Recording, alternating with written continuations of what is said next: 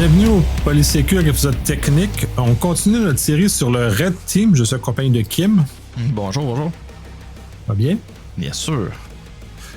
Cette fois-ci, nous allons parler des attaques. C'est-à-dire là, jusqu'à présent, on a parlé vraiment de toutes les phases préliminaires et là, on est rendu dans le cœur de l'action. C'est-à-dire que du recon qu'on a fait, maintenant, on doit aller chercher la cible qui nous a été convenue avec le client, soit en physique, soit en virtuel.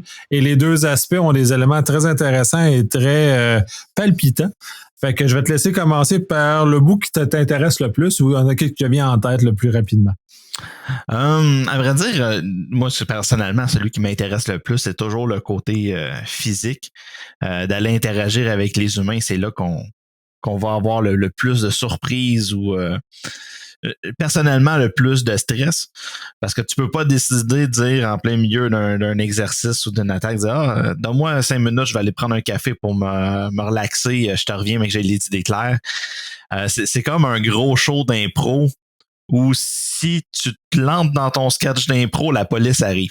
Donc, ça a un niveau de stress un peu particulier. Tandis que l'autre, c'est le niveau réseau va être différent dans le sens où chaque commande que tu fais, plus que tu en fais chez le client, plus que la pression augmente.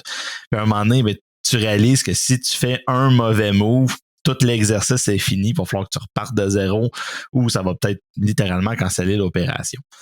Mais personnellement, moi, c'est le physique que j'adore de pouvoir bypasser des millions en système de sécurité en passant par la porte en arrière. C'est génial. Comme justement, commençons par le volet physique, principalement social engineering, mais quand même qui, au-delà de ça, demande quand même un certain nombre de préparations de d'autres aspects aussi qui sont non négligeables. Je pense qu'on parlait dans le podcast, je ne sais pas si on l'a parlé en ligne ou hors ligne, tu dois avoir des lunettes de thermales ou différents éléments qui existent justement pour aider l'équation. Fait que tu sais, peux-tu commencer à nous donner justement quand on commence, puis là justement on met le pied dans les lieux pour aller plus loin?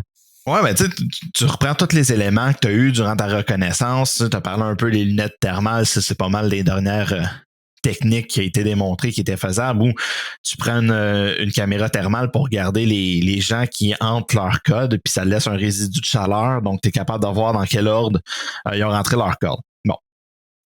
Là, tu as les codes, tu as peut-être des photos de clés, des photos de carte d'identité. Toi et ton équipe a passé une semaine ou même voire plus à créer leur petit habit, créer le scénario. Comment tu y rends? Tu as pensé à scénario 1, 2, 3, backup de 1, 2, 3 avec un backup C de 1, 2, 3. Tu sais. Puis encore là, il faut que tu te dises que OK, je vais rentrer là, puis il n'y a peut-être absolument rien de ce que j'ai pensé qui va arriver. Je me souviens, il y a une place qu'on a passé une semaine à regarder, pas de garde de sécurité, rien, tout va bien. La journée qu'on arrive, il y a un garde à la porte. Ah, yes! C'est les choses de l'improvisation au maximum, là. Oui, puis des fois, ça peut paraître con, tu sais. On n'a pas eu de problème avec le garde, on a fini par faire des jokes avec, puis avoir bien du fun avec lui, mais c'est pas supposé, mais bon, ça n'a pas été un bloquant. Mais le fait que quand tu ouvres la porte puis tu vois qu'il y a quelqu'un d'assis là puis qui t'attend avec le sourire, dire OK, mais qu'est-ce que vous venez faire ici? T'es comme c'était pas prévu, ça a tout cassé tes plans dans ta tête. Puis il faut que tu sois prête à réagir à ce côté-là, tu sais. Ah, absolument, là, c'est ça, c'est toute la base d'improvisation là, pour en avoir monté quelques-uns il y a déjà quelques années. J'ai jamais réussi à exécuter comme était prévu initialement, là, comme on anticipe. Là. C'est comme se créer un dialogue dans sa tête, puis tu arrives dans la vraie vie, puis finalement, tout ce que tu as pensé, ben, finalement, ne se réalise pas. Fait que c'est de réussir justement à improviser puis à faire des choses comme ça. Mais ça demande quand même un certain... Mais cela étant dit, ça veut dire qu'il faut pas négliger la préparation parce que c'est de cette préparation-là va découler ensuite le fait que tu vas quand même avoir te retomber sur tes pieds beaucoup plus rapidement dans le cas de situations comme un gardien qui n'était pas supposé être là. Hein, se préparer, c'est bon. Tu essaies de donner une couple de scénarios. Je crois qu'il faut que tu travailles vraiment sur ta base de contexte. C'est-à-dire, disons, un des scénarios qu'on a fait récemment, c'est on s'est fait passer pour une gang d'exterminateurs. Bon, OK, c'est correct. On est exterminateur, qu'est-ce qu'on vient faire? Bon, c'est un examen de routine. Qu'est-ce qu'on doit pas dire? On doit pas dire qu'on doit aller à la salle de serveur. Ça se dit pas, ça. Tu fais pas ça, c'est trop direct. OK. Fait que qu'est-ce qu'on veut checker?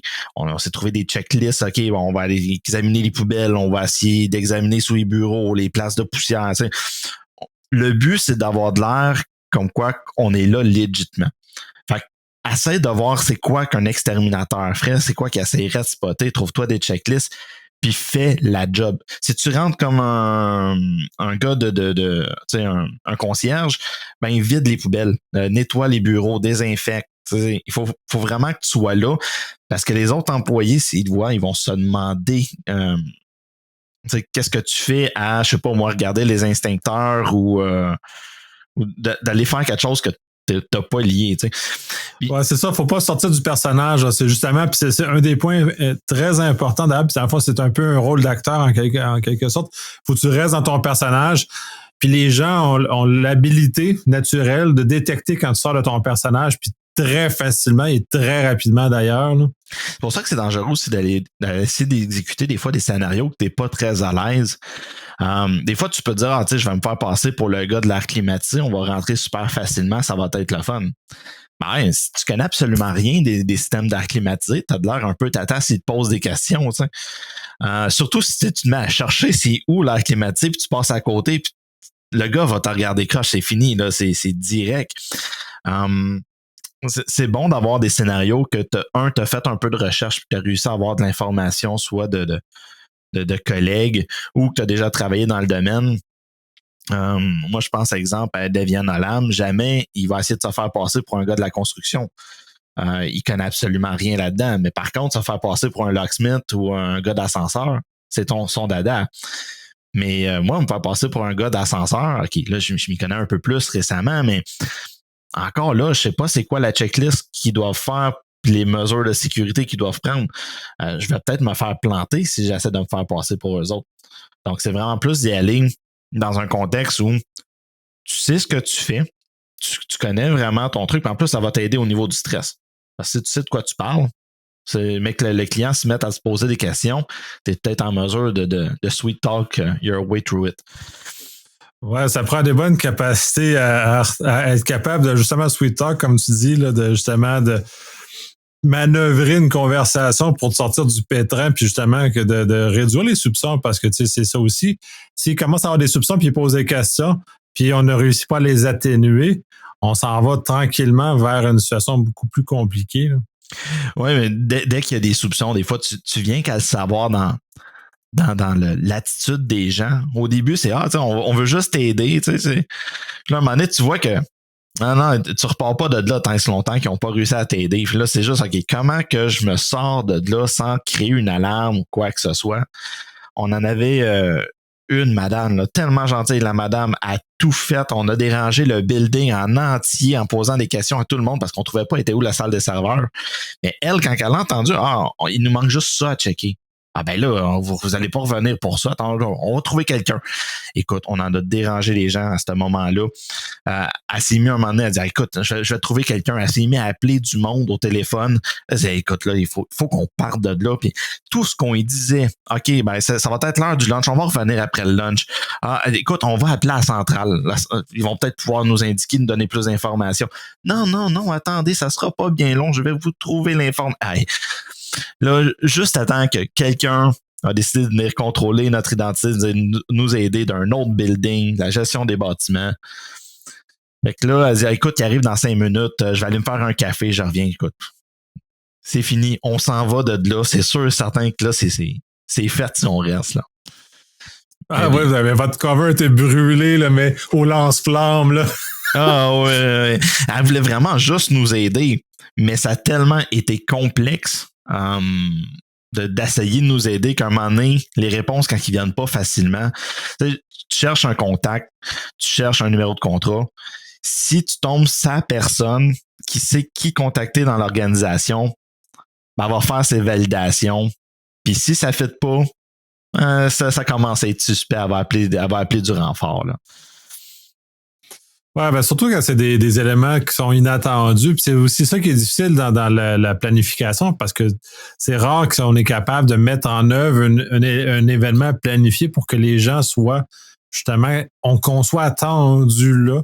comme étant une situation normale. Tu parlais d'exterminateur, par exemple. Ben, c'est une situation qui est anormale, mais qui normalement devrait être soulevée par des gens qui ont contacté. Là, ça se passe pas de façon spontanée que des exterminateurs se présentent ou que des éléments comme ça. Là. Fait qu'il y a un certain nombre de recherches aussi préalables. Ça dépend toujours aussi du nombre de temps que tu as pour l'exercice. Comme quand on parlait du niveau de threat actor que tu veux simuler, tu entends que si tu es un étudiant que tu veux rentrer dans une classe, ben, tu n'auras pas de contexte préétabli. Quand tu as une semaine, tu as peut-être une chance de mettre une idée dans la tête des gens, dire il y a peut-être un exterminateur qui va passer, mais rien d'officiel. Si tu ferais une grosse rating de quelques mois, ben là, tu peux commencer à regarder justement, à pousser l'idée qu'on va venir à telle date, à confirmer puis valider.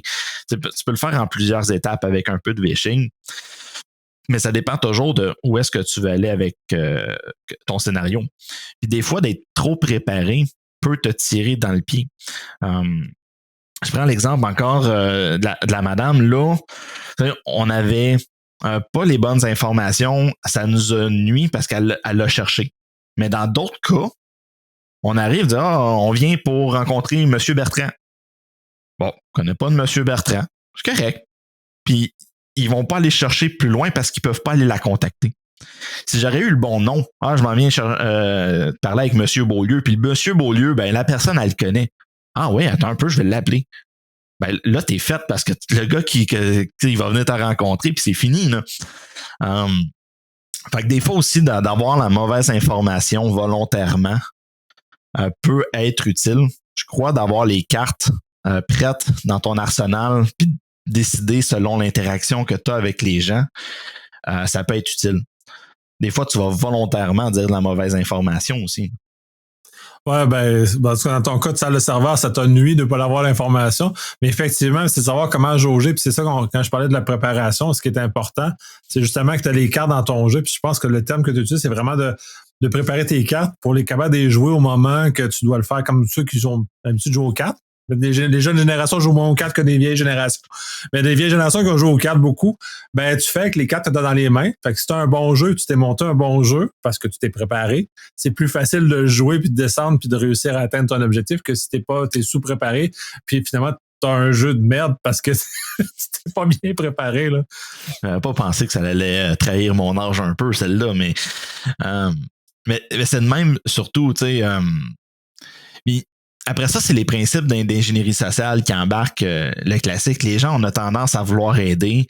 Il y a personne qui se dit il va usurper de ma confiance, il n'a pas le droit d'être là.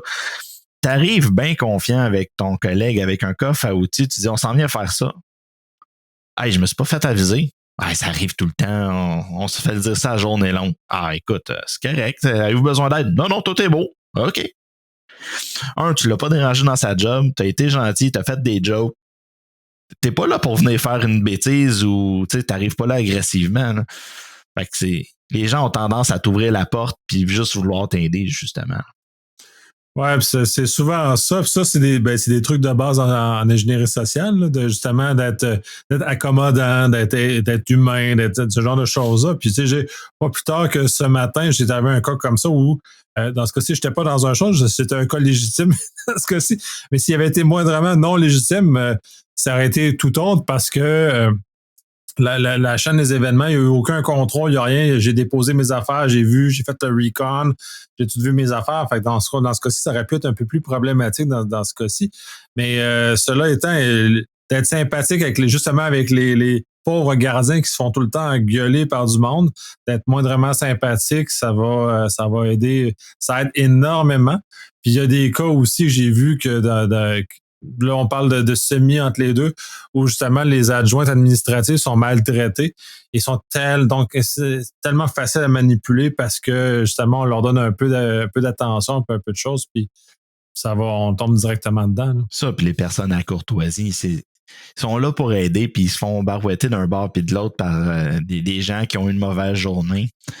Donc, quand tu arrives, puis c'est enfin là, le client qui est sympathique avec eux autres, ben c'est sûr et certain qu'ils vont vouloir te donner la lune. C'est triste à dire, mais il faut que les entreprises enlèvent ça à leurs employés, pas qu'ils doivent devenir méchants, mais qu'ils doivent pas se sentir d'être gentils. T'sais, il doit y avoir des mesures en place pour valider l'identité des gens, pour restreindre le déplacement de personnel non autorisé sur place ou d'être en mesure de les identifier une fois qu'on est rentré. Parce qu'il y a aussi ça. Disons, tu rentres, on passe les gardes, on est rendu on-site, on a réussi à rentrer via dans une zone sécurisée. Souvent, une fois que tu es là, tu peux aller prendre ton lunch à un bureau, tu peux aller t'asseoir puis commencer à travailler sur un autre projet, tu peux aller te prendre un café dans leur machine. Il n'y a personne qui va te questionner bien souvent si tu n'as pas un processus d'avoir des lanyards ou d'identification. Pourquoi? Parce que tu es rendu dans la zone sécurisée. Ça veut dire que quelqu'un doit valider ton identité, donc tu es legit. Fait que pourquoi que moi j'irais en dehors de mes responsabilités pour aller challenger encore de nouveau, tu sais? Ouais, puis c'est un peu comme ça, aussi je dirais mon âge, Fight Club, où justement, là, puis c'est une très belle démonstration de psychologie humaine que là-dedans, entre autres, quand il y a dans la séquence où il essaie de provoquer une bataille et les gens fuient. Donc, naturellement, les gens ne vont pas se mettre dans une situation où ils vont confronter parce que ça leur. Ils haïssent ça pour mourir. Fait qu'ils vont se mettre dans une situation, ils vont éviter. Fait que si on se met dans une situation où les gens évitent, justement un peu comme tu mentionnes, fait que les gens vont juste comme laisser aller ou laisser circuler. Exception dans les environnements de très haute sécurité, où là, les gens sont habilités et ils doivent le faire, même sont imposés que ce soit cet élément-là fait. Mais dans la plupart des institutions civiles dans lesquelles on est, ça n'existe littéralement pas, là. Ça me fait penser, j'ai un de mes collègues, nous autres, il a fait une intrusion physique, puis ils sont rentrés par la porte arrière, ils voient la porte de la conciergerie, la porte de la conciergerie est barrée, mais ils veulent rentrer parce qu'ils savent qu'il y a des uniformes, puis il y a le petit chariot. Leur but, c'était de passer comme étant le concierge, ses étages, puis de looter du stock. Fait que là, ils disent, bon, la porte est là, c'est un cylindre relativement cheap, je peux le lockpick. Fait qu'il y en a un qui s'installe à genoux devant la porte, tu mets à lockpicker, il y en a un qui monte le guet. Mais sur le coin qui n'était pas surveillé, t'as un employé qui tourne, puis qui voit juste un bozo sur le coin, un bozo à genoux devant la porte en train de faire quelque chose. Je sais pas s'il a remarqué qu'il était en train de lockpicker. Puis sur le coup, t'as juste l'employé qui arrête, fiche sur place, regarde dans le vide 2 secondes. Qu'est-ce que je fais là, moi, ici? Je suis pas payé assez. Puis tu vois qu'il fait juste brasser un peu la tête puis repartir de l'autre bord. Aucune alerte, never. Le gars, il s'est dit, je suis pas assez payé pour aller me mettre là-dedans. Je m'en vais, j'ai rien vu, puis carry on my day, tu sais. Fait que, oui, totalement. Oui, ça me plaît ça, les gens, là, ça, c'est un des aspects, là, mais celle-là, c'est pas tout le temps le cas. Des fois, on prend des allées, mais là, il arrive régulièrement que les gens se sentent pas vraiment interpellés par ce genre de choses-là. Justement, tout dépendant des genres de business, là, c'est ça, puis des genres des pools de personnes, là, parce que des gens qui sont plus, là, tu parlais d'être plus social sur ces affaires-là, les gens qui vont être plus sociaux, les autres vont se précipiter vers les gens pour leur parler, quitte juste à leur parler, et ceux qui le sont moins, dans lequel je fais partie, les gens vont regarder, est-ce que ça me tente de m'emmerder avec cette situation-là? Mais vraiment, comme ça, je fais comme, merde, je soulève un problème, il y a plein de gens qui vont me parler. Je fais comme un chat, j'ai envie de me cacher. Fait que tu sais, c'est vraiment de tous les scénarios, puis je pense que c'est vraiment de jouer au caméléon aussi avec les gens que tu vas rencontrer. Si tu vois que la personne est beaucoup plus direct, beaucoup plus point par point. Tu essaies de garder short and sweet, point par point. Puis tu vois que la personne est insécure, puis elle est toute gênée ou quoi que ce soit, ben tu essaies d'adapter sa mimique, puis de parler de la même façon, ça les rassure énormément. Il y a une différence entre parler, je sais pas moi, quelqu'un de 35 ans, businessman, qui est à son affaire, ou d'une madame dans 50, 60 ans, qui a des photos de chat un peu partout sur son bureau. Tu vas pas l'aborder de la même façon, tu vas pas avoir les mêmes sentiments envers elle, de soulever les mêmes sentiments quand tu vas parler. Fait que je pense que tout ça est à prendre en considération quand tu fais l'attaque. Puis des fois, tu vas rentrer dans une place, tu vas te dire, écoute, OK, on repart parce que le gars, il a commencé à être suspect. Il dit, il va falloir valider votre identité, là, revenez à 1 heure, puis tout ça. Écoute, si je me repointe là, c'est sûr et certain que je suis brûlé, là. Puis des fois, ça peut être surprenant. On a été lunché, puis on est revenu. OK, on n'a pas passé proche du gars parce qu'on s'est dit, si lui nous voit, c'est fini. Fait qu'on a passé l'autre corridor. On a été à réception, on parle avec la réception, pas de problème. Ils viennent nous ouvrir les portes. Puis le gars, il nous a donné des informations au préalable qu'on a pu, qu'on a noté comme il y a 2 cafétérias en bas. Normalement, les employés vont à telle place. L'autre est plus réservé pour ça.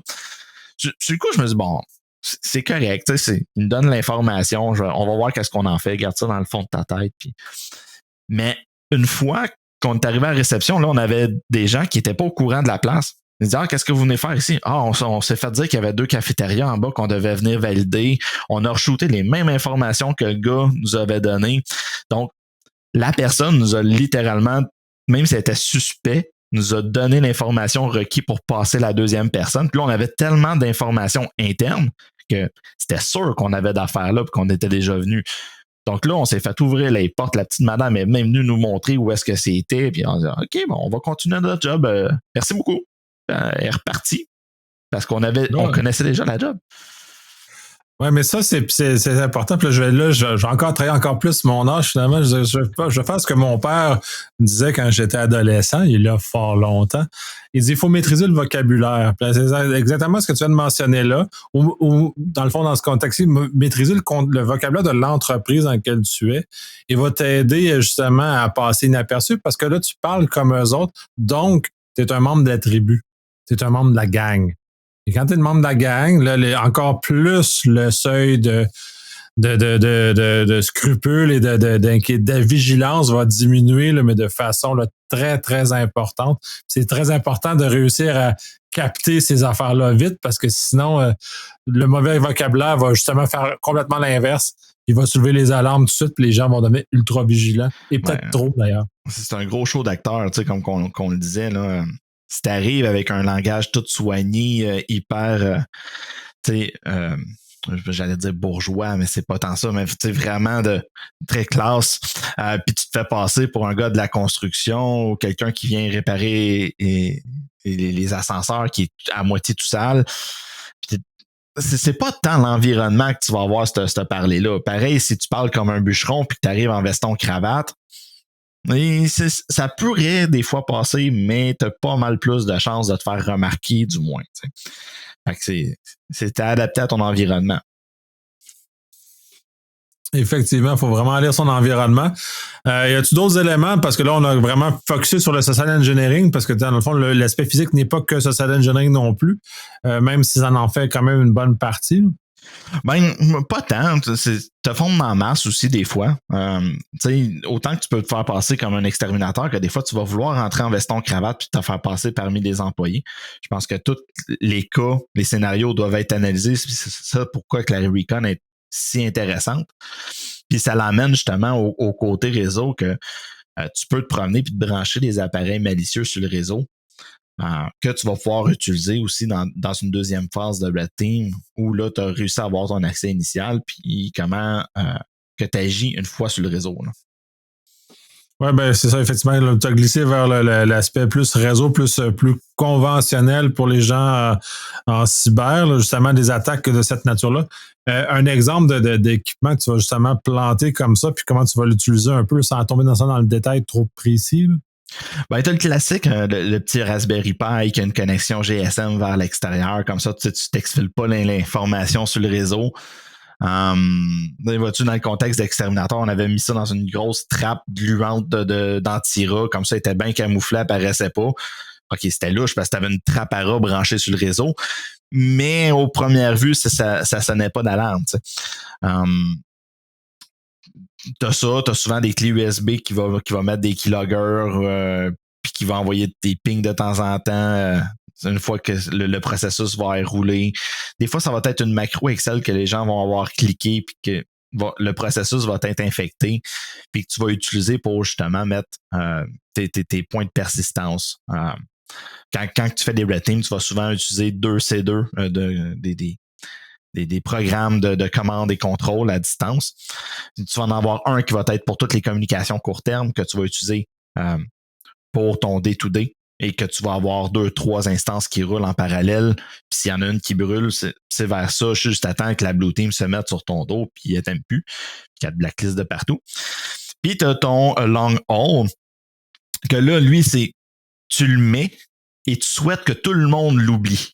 Il ping sur ton serveur peut-être une fois aux 2-3 jours, peut-être aux semaines, dépendamment de la longueur de l'exercice.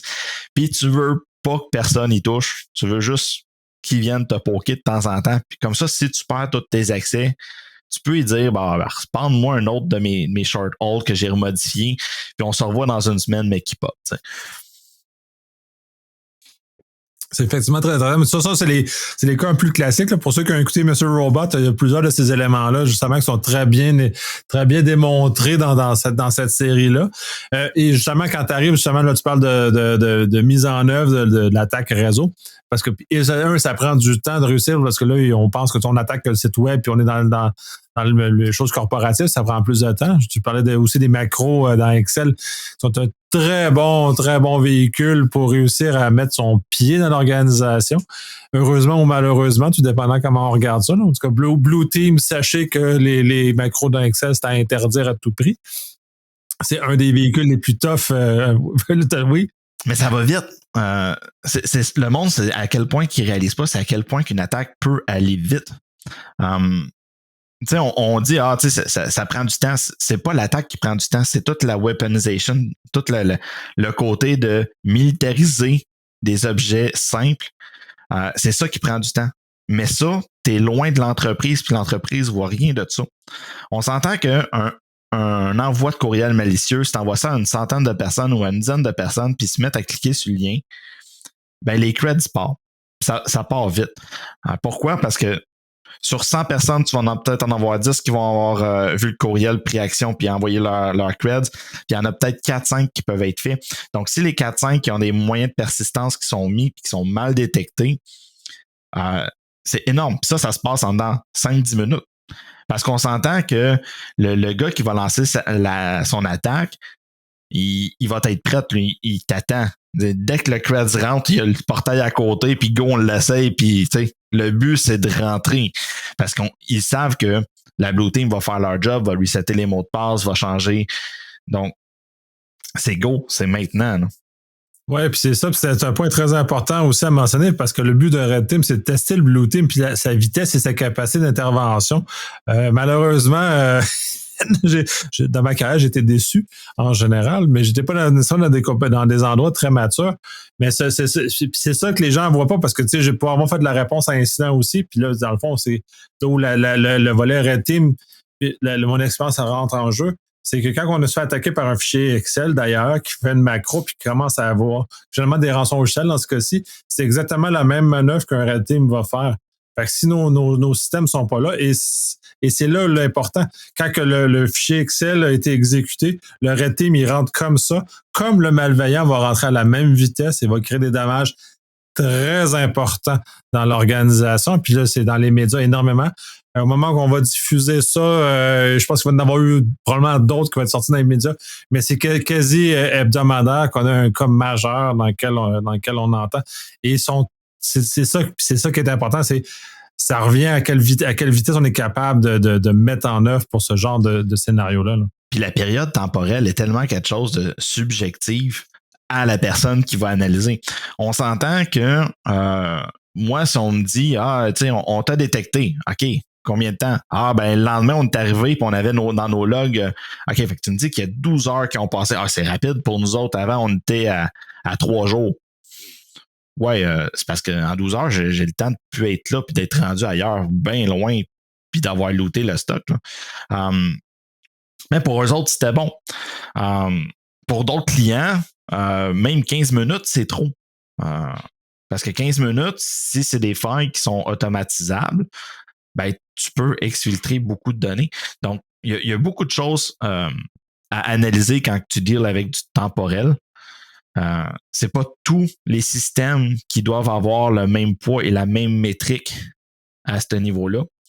Un poste de travail, exemple administrateur, tu exécutes 4-5 commandes que les administrateurs utilisent standard pour faire ta reconnaissance ou faire ton pivot, il y aura pas de problème si tu le fais dans la même journée.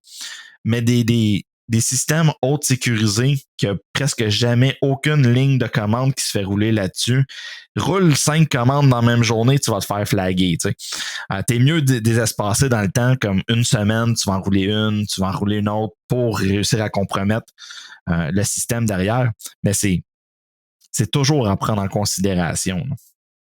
Oui, c'est ça. Puis c'est toujours dans la base de scénario réel. Puis ça va aussi avec la maturité de l'organisation. Puis les malveillants se sont adaptés. Là, on le voit dans ce que le Red Team simule, ce que les malveillants en font. La vitesse laquelle ils agissent, ben, c'est beaucoup modifié dans les dernières années. Où avant, c'était du smash and grab. Là, il rentrait, il détruisait tout, puis ça n'allait. À quel on voit de plus en plus où les délais entre la première intrusion et l'exécution du vraiment l'objectif, c'est-à-dire quand son logiciel est beaucoup plus long, peut prendre plusieurs semaines, si c'est pas des mois dans certains. Fait que même les criminels qui sont à l'argent sont beaucoup plus lents. Puis c'est là où je vais aller aussi, c'était tout le volet recon, parce que quand tu rentres, les malveillants font exactement la même chose. C'est tout le volet on parlait de recon dans l'épisode précédent, mais dans cette stade-là aussi, une fois que tu es rentré, tu as une seconde phase de recon à exécuter quand même au niveau réseau. Là. Oui, c'est tout le temps la fameuse boucle, c'est que tu repars à ta recon et tout. Puis des fois, ça vaut la peine aussi de revenir un pas en arrière. J'avais une équipe qui travaillait avec nous autres à un moment donné qui était jammée sur une recon. Ça faisait déjà 2 semaines qu'ils essayaient d'avancer de l'avant. Ils ont tout épuisé. Ils n'avaient pas trouvé de threads. Ils disaient, OK, où est-ce qu'on pourrait trouver un autre point de pivot? Il nous faut un autre user qu'on serait en mesure d'obtenir. Puis, tu sais, je dis, c'est correct, t'es rentré à l'interne. Fait que tu as accès à de l'information, tu as accès à plus d'usagers, tu as accès à plus de détails. Oui, mais on peut pas spray. On est à l'interne. Ça va être détecté par la Blue Team à côté. J'ai dit, OK, pourquoi tu vas pas à l'externe? Ils ont des tonnes d'attaques.